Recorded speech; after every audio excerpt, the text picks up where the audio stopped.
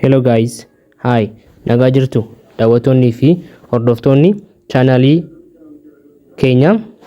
Har'a immoo kan isinii qabadhee dhufe barnoota fiiziksii boqonnaa jalqabaa kan ta'e vector quantity section 1.2 irra deebinee bifa haala miidhagaa ta'een isinii qopheessuudhaaf yaalee kinoo har'a isiniif fideetiin jira jechuudha. So sinis ka wantoonni isinirraa eegaman chaanalii kanaaf yoo haaraa taatan subscribe gochuudhaan yoommoo kan maatii taatanii amma ammaatti like sharing goone akka like fi share gootan siniin jedhaa jechuudha. So amma kallattumaan gara barnoota keenyaatti dabarraa jechuudha. Barnoonni keenya irraa section 1.2 waa'ee vector representation idha jechuudha. Vectoriin tokko akkamitti ibsama kan jedhu kutaa keenya irratti ilaalla jechuudha. So by the end of this section you should be able to xumura sectionii kanaatti wantoonni nuti danda'uu qabnu keessaa yoo jiraatan maal fa'aa jechuudha. Inni jalqabaa identify gochuu qabna jechuudha. Identify the magnitude and direction of vector. Magnitudein fi directioniin vectorii tokko eenyufaa akka ta'an adda baasuun nurraa eegama jechuudha. Lammaffaratti immoo discuss how vector can be presented graphically. Vectoriin tokko graphically and algebraically ibsama. Ilaalle amma graphically gaafa ibsamu akkamitti akka ibsamus wal mari'attan jechuudha. Sadaffaratti immoo maal laala discuss about the different types of vector. Akaakuuwwan vectorii garagaraa irratti ni mari'annaa jechuudha. Waliin jechuudha. So kaama section 1.2 haa eegallu. Exerciseota jiran kana immoo walitti qabnee jechuudha. Exercise boqonnaa kana keessa jiran mara isaanii jechuudha. Walitti qabnee siniifin dalagaa review exercise illee osoo naafin wajjin hojjechaa deemnaa jechuudha. Kanaaf amma in the previous section you learned what vectors are presented in both magnitude and direction. Sectionii keenya isa dabreetti vectoriin magnitude fi directioniin akka ibsamu barannee turre. And direction.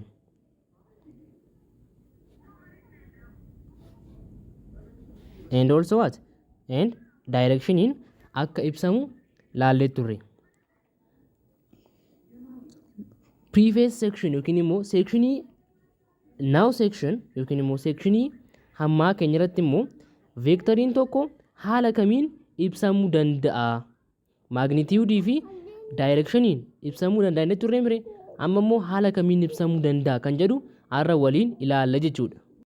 So kanaafu mee haa eegallu. Vector quantities are represented either algebraically or geometrically. Kanneen kana laallee jira jechuudha. Viidiyoo keenya isa darbee irratti laallee turre. Vector quantitiin karaa lamaan ibsamuu danda'a. Vector quantity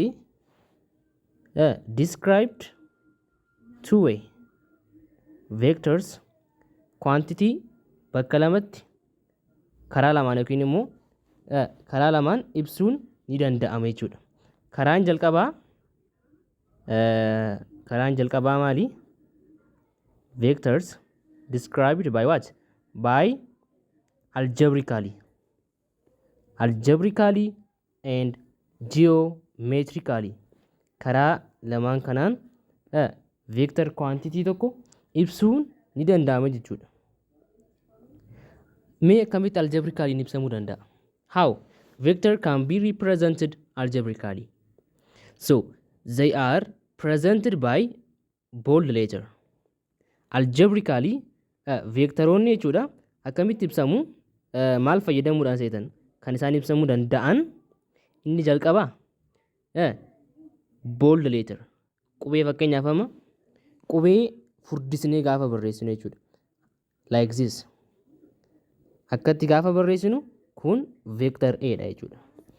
Kun algebraically ibsine jechuudha. Karaan inni itti aanu immoo with an arrow over the letter, with an arrow over the letter.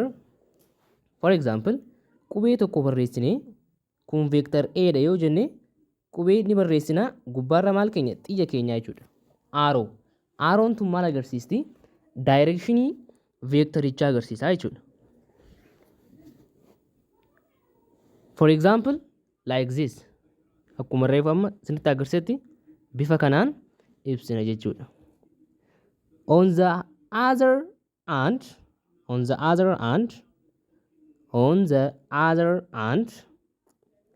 they are represented geometrically. Karaa birootiin immoo veektoroonni geometrically ibsamuu danda'u. Geometrically maali? How can vectors can be represented geometrically?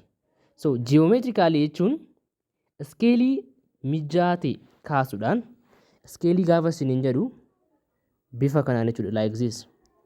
Akkatti ni kaastaa. The initial point is called tail. Inni kun tailidha. The final point is head. Headiin immoo final pointiin iskeelii kanaa headidha. Fageenyi immoo asii fi as jidduu jiru lameen kana jidduu jiru maal jechuudha? Magnitude of vector. Okay? Bifa kanaan geometrically vectorii tokko ibsuu dandeenya jechuudha. By an arrow that is drawn a suitable scale. The initial point of arrow is called tail, and the final point of arrow is head, as it is indicated in figure 111. Kunis figarii tokko tokko irratti agarsiifamee jira.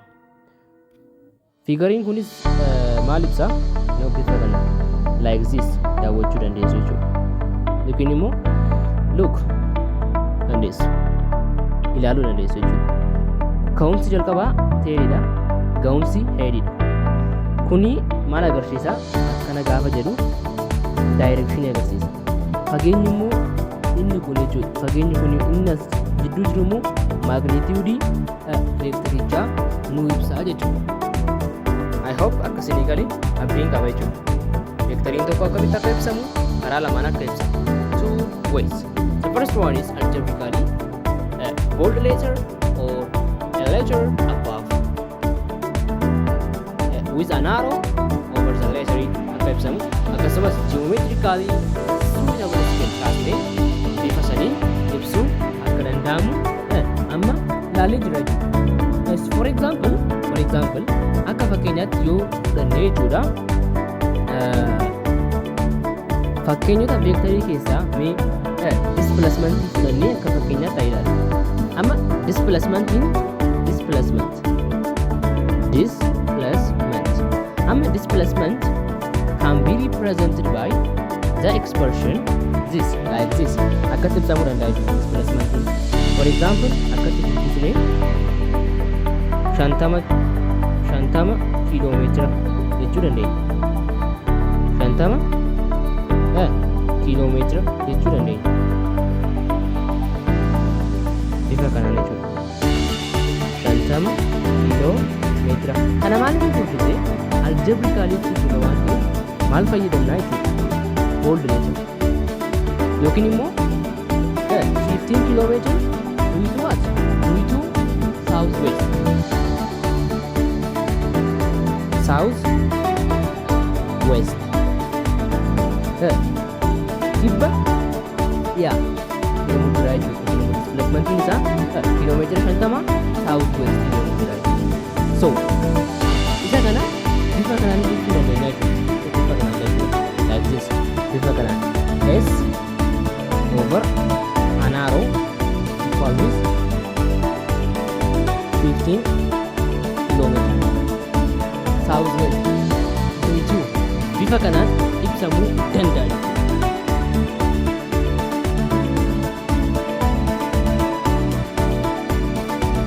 Okay?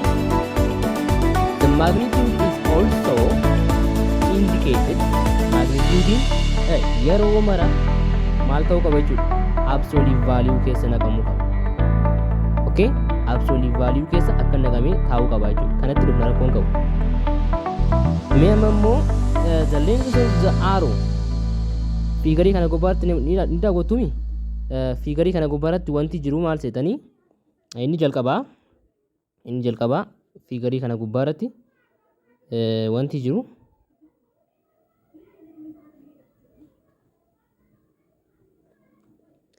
the length of the arrow dheerinni arrow maal ibsa? The vector magnitude if it drawn in scale. Scaleidhaan yoo kaafame dheerinni arrow kana magnitude vectorichaa ibsa jechuudha.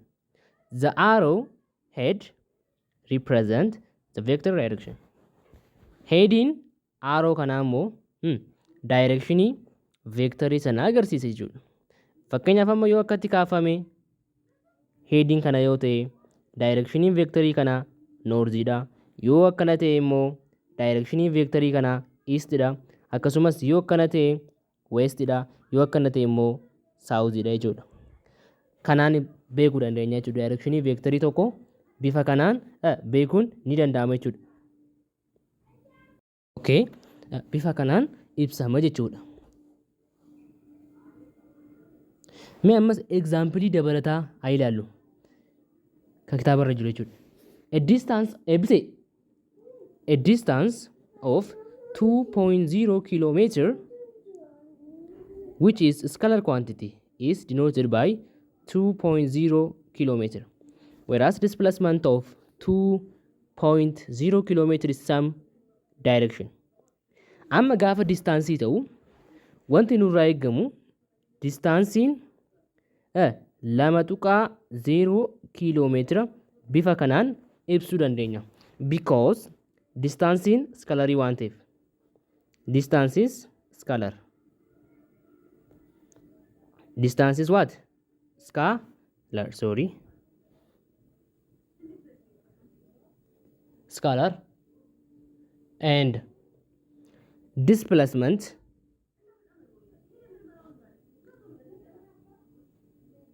(2.0 kilometer) to what? To same direction. Okay, immoo kallattii muraasa qaba jechuudha. Displacementiin maaliif seetan? Maaliif kallattii muraasa qabaate? Displacementiin vectorii waan ta'eef jechuudha. So same directionii qaba jechuudha. Kallattii muraasa ta'e qaba. Which is vector quantity is denoted by this. Karaa lamaan ibsamuu danda'a jechuudha. Takka bold letter, takka immoo with an arrow above the letter. The magnitude is also indicated by what? By placing the absolute value notation around the symbol that denotes the vector. Symbolii vectorii san ibsu cinatti absolute value yookiin immoo gasirii fayyadamnee ibsinaa jechuudha magnitude vectorii sanii. Fakkeenyaaf amma vectoriin AC jedhamu tokko jira. Inni kun eenyu waliin equivalentidha? Magnitude of vector AC waliin equivalentidha yeroo mara. Bifa kanaan hariiroo isaanii barreessuun ni danda'ama jechuudha. The answer is two vectors are said to be equal if their magnitudes are equal and there is a point in the same direction ta'uu qabu jechuudha. Vectoriiwwan lamaan walqixa kan isaan jedhaman yeroo kamii jechuudha? Yeroo magnituudiin isaanii walqixa akkasumas kallattiin isaanii wal fakkaataa ta'edha jechuudha. This means that all vectors which are parallel to each other. Kunis vectoriiwwan hundi isaaniitu waliif waltarree yoo ta'an tokko tokko isaaniitiif jechuudha. Waltarree yoo ta'e which have the same magnitude and the point in the same direction are equal jechuudha. Three vectors A, B and C are shown in figure 1.2 are equal. Thus you can say that vector A equal with vector B equal with vector C, but D is not equal to A. Mee haa ilaallu fiigaricha. Amma fiigariiwwan afran kunniin hammi isaanii wal qixa. But garuu kanneen kana keessaa vector A, vector B, vector C qofatu equalidha jechuudha. Maaliif naan jettanii? Sababni sadan kun qofti equal ta'eef vector A, vector B, vector C yoo ilaalle hammi isaanii wal qixa, akkasumas same direction dha jechuudha. Inni kunis gara north west dha, inni kunis gara north west dha, inni kunis gara north west dha jechuudha. It's north west. Okay? Saba saniitiif jecha vectoriiwwan A, B, C kunniin wal qixxeedha jechuudha. Vector D garuu maal jechuudha? Is equal miti, because equal magnitude qabaatus vectoriiwwan kanaa waliin but opposite direction dha jechuudha. Kun immoo kallattiin isaa gara eessaati jechuudha? Kallattiin isaa gara east south yookiin immoo south east dha jechuudha. Kanaafuu kallattiin isaa waliin himu kun maal jechuudha? Negative vector dha jechuudha. Negative vector of vector D is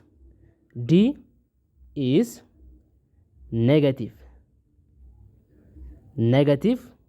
vector of the three vector dha jechuudha. Negative vectoriiwwan sadan kanaati jechuudha. Vector D.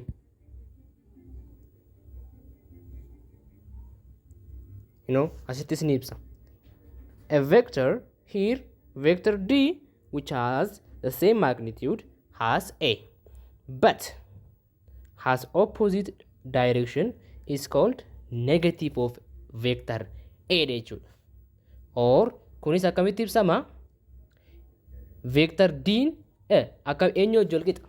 Vector D, this is vector D. Vector D eenyu waliin wal qixa? Minus of vector A waliin wal qixa jechuudha. Vector A waliin wal qixxee ta'uu hin danda'u, because the same direction miti. Vector A north west gaafa ta'u, vector D immoo south east dha jechuudha. Kun yeroo kam wal qixxee ta'a? Vector D negative of vector A waliin wal qixxee ta'a jechuudha. Kunis bifa kanaan akkatti agarsiisuun inni danda'ama jechuudha. Okay? Amma immoo gara kutaa key concept dabaraa jechuudha. Yaadota ijoo yookiin immoo furtuuwwan kanneen ta'an. Vectors are represented either algebraically or geometrically. Vectoroonni takka algebraically ibsamuu danda'u, takka immoo geometrically ibsamuu danda'u jechuudha. Karaa lamaan ibsuu dandeenya jechuudha. Two ways. Amma immoo gara section summary tti deemna jechuudha. This section summary maal jedha? Inni jalqaba. Any vector can be represented in two ways inni turre. Karaa lamaan ibsuu dandeenya. Karaan jalqabaa algebraically jennee turre. So any vector algebraically gaafa algebraically ibsinu, a vector is represented by bold face letter or an arrow over the letter dubbannee jira. Geometrically gaafa ibsinu immoo vector is represented by an arrow where the length of the arrow represent magnitude and the arrow head represent the direction for the vector dha jechuudha. Dheerinni arrow maal ibsa? Magnitude ibsa jechuudha. Magnitude of a vector. And heading arrow moo maal ibsa? Direction ibsa jechuudha. Fakkeenyaaf inni kun direction ibsa jechuudha. Bifa kanaan section summary laallee akkuma reefuu siniin jedhe immoo akkuma jalqaba seenneen xumura section kanaatti maal discuss goona siniin jedhe the different types of victory hamma ta'an samii isaanii maal gana inni ture irratti discuss goona inni jirra. irratti mari'anna jennee turree mire amma immoo isaan irra waliin mari'annaa jechuudha. Kitaaba keenya kana irratti hin keenye garuu immoo ilaalle jechuudha. On the other hand, the following are some of the different types of vector jechuudha. Inni jalqabaa maali jechuudha? Zero vector yookaan immoo null vector jennee kan yaamnu. Zero or null vector. Vectoriin gosa garaagaraa jira. Isaan keessaa immoo zero vectoriin isa tokko jechuudha. Zero vectoriin maal jechuudha? A vector with zero magnitude and no direction. Vectorii magnitude isaa zero ta'e, kallattiin isaa immoo in what? In determinant yookiin immoo kan argamuu hin dandeenye jechuudha. Kallattiin isaa. Kanaafuu vectorii akkasiitiin maal jennaani? Zero or null vector jennee yaamna jechuudha vectorii akkasiitiin. The another vector is the second one is unit vector. Kun hundi keessanuu ni beektu. Maas boqonnaa 8 keessatti barattanii jirtu jechuudha. Waa'ee unit vector.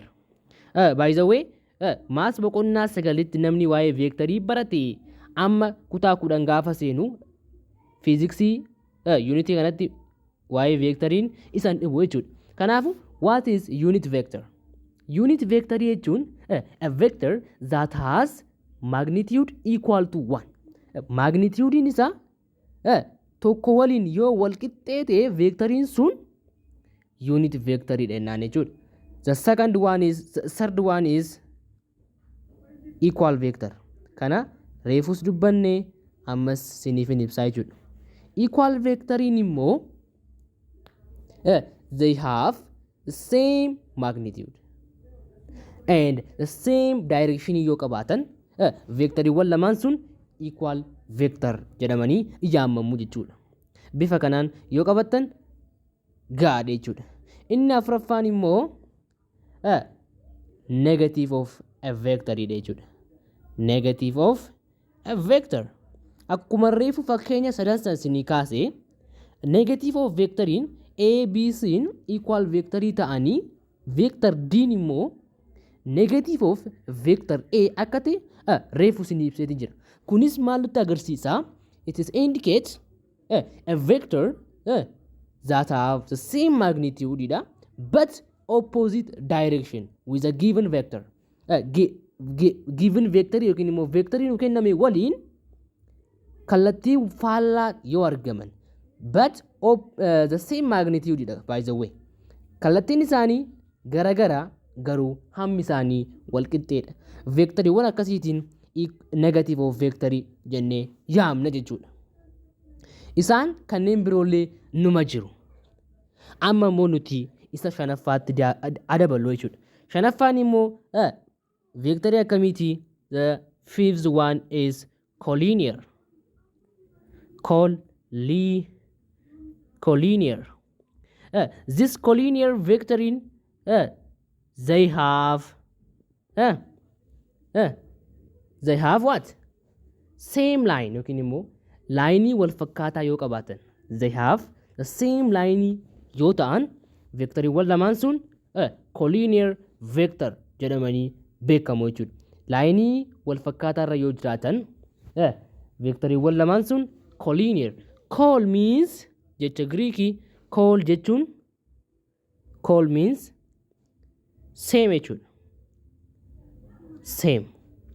Linear jechuun immoo linearly the same line jechuudha. Linearly maaliin bakka buusna? Line. The same line jechuudha. Same line. Okay? Collinear is the vector the same line kanneen qabanidha jechuudha. The another is coplanar. 6 coplanar. Coplanar. Coplane. Yeah. Coplane immoo cop jechuun is they have the same plane yookiin immoo kanneen plane wal fakkaataa irra jiran jechuudha. Cop means ammallee same jechuudha. So same kun immoo same plane yookiin immoo pleenii wal fakkaatarra kanneen jiran jechuudha. So har'aaf gaa kan isin qabadee dhufe isa kana fakkaata. Hamma immoo